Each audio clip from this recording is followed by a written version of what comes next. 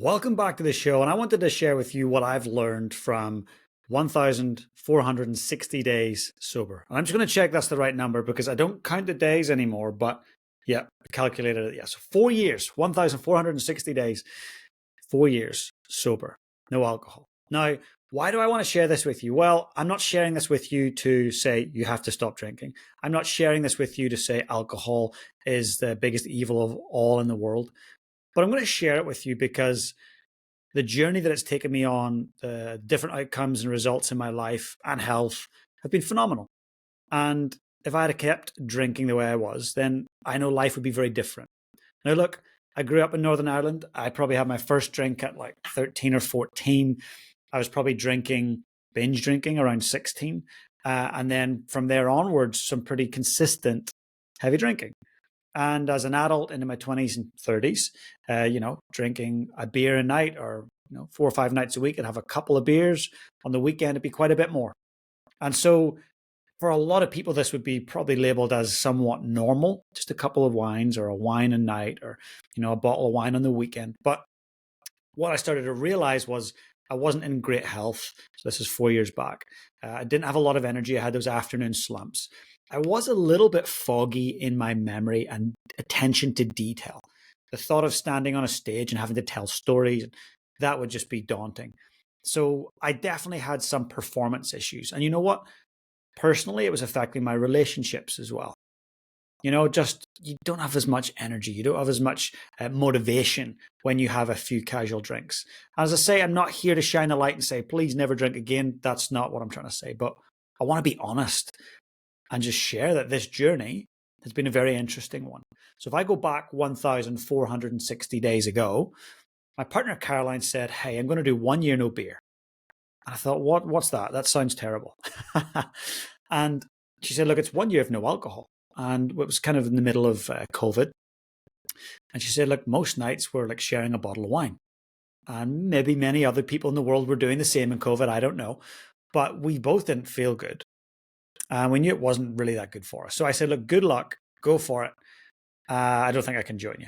And, being someone who's very social, who did a lot of kind of social events and business events, hosting people, drinking was part and parcel of that. I also seen it as a reward for a long day or a de-stressor or a good way to kind of relax the flow and increase social connection. I had all these ideas about what alcohol was. And I slept on it. And the next day I woke up and I thought, well, I was very quick to justify why I shouldn't drink alcohol. And let's face it, we live in a culture where alcohol is everywhere and everyone just does it. And it's the cool thing and it's the normal thing. It's actually quite abnormal. I was chatting with a friend recently and he was like, James, isn't it interesting that alcohol is pretty much the only drug in the world that you get berated for when you quit it? You quit crack cocaine, everyone's like, high five, well done. You quit heroin, everyone's like, that's awesome, good job. But when you quit alcohol, people are like, no, don't leave the tribe, please. You're shedding a light on me now and I feel bad about drinking. People don't like you to leave the tribe. We live in a tribal mentality.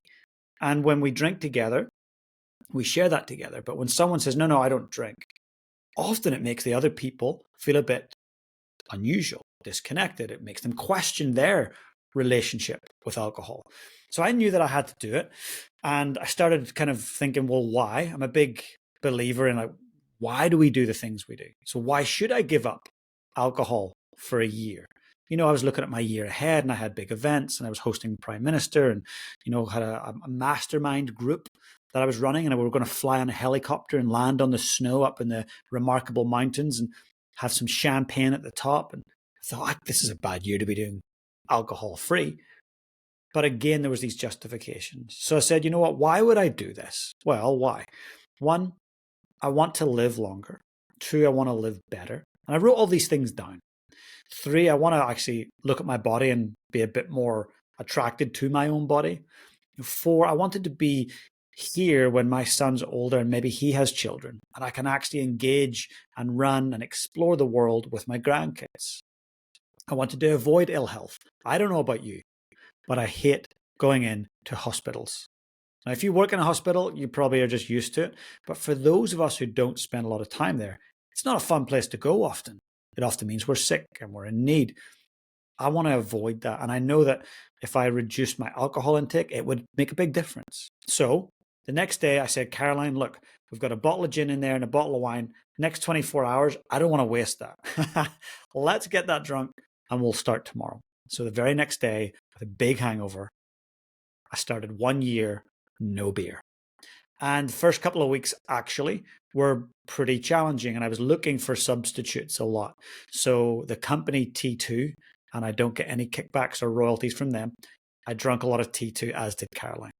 We went through a lot of Heineken 0.0s, and then we started looking for other zero beers. There's a great local one here in New Zealand called Tiny. It's a hazy IPA, really cool, by Garage Project. Again, no royalties, commissions, or ambassadorships with them. I just enjoyed it. But after 3 or 4 months, I really started to see a switch. And I'd done 30 days before. You probably have as well, I imagine. And I said, I can take it or leave it with alcohol. But I'd never really done it much longer. 3.5 to 4 months in, something clicked. I felt a massive injection of energy. I felt a lot of momentum. I started thinking about this. If one day a week I had 3 or 4 drinks, I know the next day I wouldn't be 100. So if that's just one day a week where I'm 80%, 70%, let's say I'm hungover slightly, that actually equates, if you go out across the year, it's 52 days a year. That's 2 months a year where I'm suboptimal. Now, I don't know about you, but mediocrity is not very appealing. If mediocrity is your thing, great. It's not what I aim for. I don't enjoy, and sometimes I do things that are very mediocre, but I don't want to sit there. And I knew that if I stuck with alcohol, I would continue to be mediocre. And so I kept at it 5 months, 6 months. And actually, I got this cool little app. I'm going to show you this. It's called the Sobriety Calculator, right? It's pretty cool. So I don't know if you get, for those that can see that, I don't know if it's coming up clearly or not, but I'll read you the digits from this. So you pump in roughly how much you drink on a daily or weekly basis. So over the last 4 years, I have saved $41,617. Now, Caroline was roughly the same. So between us, we've saved pushing close to $100,000. Significant coin. You know, it's some amazing holidays. That's a chunk off the mortgage. That's a couple new cars. That's an injection into the business marketing plan for the next couple of years. So there's some significant things from a financial standpoint for sure, but also the other health benefits. And that calculator talks about it. Reduces our chance of stroke, heart attacks, many cancers, improves skin, improves hair, brain health, cognitive focus. And at the end of the day, I work in high performance with high performers, whether they're athletes, CEOs, country leaders. Focus is so important. I need to be full focus. And often I'm on trains, planes, and automobiles and speaking in Auckland, and the next day in Queenstown, and back to Christchurch, and then over to Fiji. It's full on. And I need to be so focused between different places and people. So taking the alcohol out has actually, I felt, elevated things massively. And look, it wasn't easy. And I have to acknowledge that some people will find this a lot more difficult than others. If you're truly on the addiction spectrum and of that alcoholism, this will be a much different ballgame. And there'll be different levels of support that you might need. So going to Alcoholics Anonymous might be essential, or going to some personal therapy might be essential. But for me, I certainly wasn't far down on that spectrum, but I was very friendly with alcohol, used it a lot, was very helpful in social settings. It was always in the fridge. There was something in the fridge. And looking at that now, I look back and I go, that's actually not high performance. It wasn't serving me. So the biggest lesson I learned was that our environment shapes our habits. And that's the same in a team. That's the same in an organization, the same in a family. Whatever's happening in your environment, it shapes your habits and your decisions. So with my environment, I decided there would be no alcohol in my house. So it's an alcohol-free house. And I don't often say sober. I feel the word sober attaches more closely to people who are alcoholic and have decided to go sober. I use the term more frequently alcohol-free. So there's no alcohol in my life. It's a decision. And honestly, changing the environment puts so much friction between you and the habit you want to stop doing. So if you want to reduce alcohol, you don't have it in the house, the chances are less that you'll get in the car and go and get it. So it's about looking at your environment and really setting yourself up for success. Look, as I say, this is not for everyone, but I would suggest that if you have any, oh God, but I like a drink and it's fun and I love it. I would suggest if you have any of those buts and those justifications, like I did, I would challenge you to push past the 30-day thing and aim for 90 to 120 days. 90 days, it's 3 solid months, but 120, when you push to that 4-month mark, right, that's where you start to see big cellular change in your body. A lot of your key organs take 4 full months to fully regenerate. So that means, if you drink now, then tomorrow when the alcohol still be a part of your cell structure, but after 4 months, if there's a full regeneration and you haven't drunk, all of a sudden you're much healthier, and the science will back that up. So I don't know where you're at on your journey with alcohol, whether it's part of your life, whether it's not, whether you've got someone with problems with alcohol. And if you do, I'll make sure that the team put links in here to different resources for you. Alcoholics Anonymous, if someone's got, is an alcoholic and on that spectrum. We'll put in a link to the company, 1 Year No Beer, that we actually started with, which was fun. It was just a lot of fun. And I'll put a link to that calculator, that sobriety calculator, where you can tally up how much you've saved and how many drinks. Actually, I'll tell you, you'll laugh at this. So it says here, I've passed up 4,161 drinks, and the calories that I've avoided are 832,000 calories. So in terms of lifetime regained, it says I've gained almost 60 days of life. Just based on a few key decisions. So that's on the old phone there, simple little app. But I want you to just think about your relationship with alcohol. As I say, I'm into well over 1,000 days without it. I don't miss it. I have a lot of fun. I've yet to meet friends who say, James, you've turned really boring. But life feels better. It feels lighter. Early mornings are easier. I know I can manage my emotions so much better. When I was drinking, even a little bit, my emotional management just was not anywhere near it is now.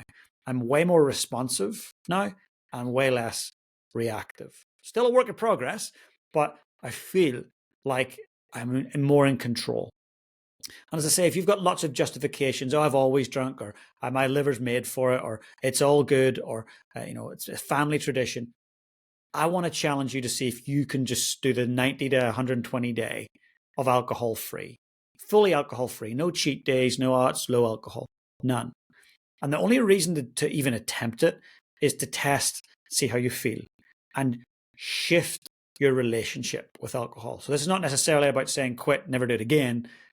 It's just about saying shift your relationship. So I've shifted my relationship. People have asked me, will you drink again? I said, maybe. I don't know. I've no interest in it. I've lost my appetite for it. If I'm traveling and I'm in, say, a lounge where there's free alcohol, there's not even a moment where I'm like, ooh, I've lost that appetite for it. And I feel fine. I'm not losing out on anything. And in fact, in a lot of ways, I'm gaining a lot. So if you're interested in trying it, I would urge you to. We'll put links in below. But certainly for me, I think it's about making decisions that set you up for a massive success tomorrow, not set you up for failure. So make small decisions that make tomorrow better. And I hope this has served you. I hope it's landed for you. If there's someone that you know that's thinking about giving up alcohol or have just given it up, that this video might serve them, please forward it to them. And if you're listening on audio, great to connect with you again. Thank you for your ongoing support. And for now, please get out there and lead your life on purpose.